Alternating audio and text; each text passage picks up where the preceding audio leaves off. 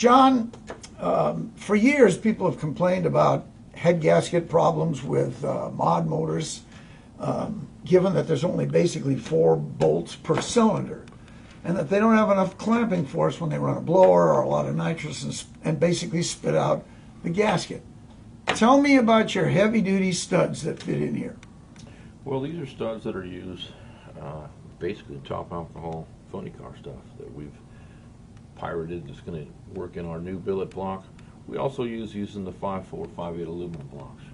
What they're not for is a Texas block, an iron block, a 2-valve block, things like that. What happens when you try to use them in I've seen some for sale that they say you can use them in any kind of a block. Is that even true? There's the illusion that other people that sell these things, they'll sell them to anybody that wants them.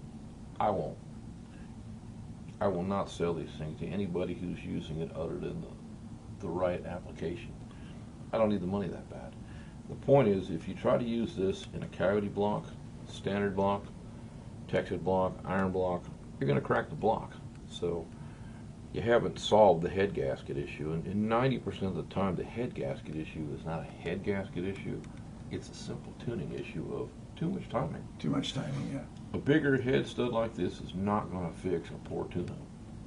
So that's what most guys have to get through their head is typically not the head stud. I would say that splitting the block is probably not a good way to end your day.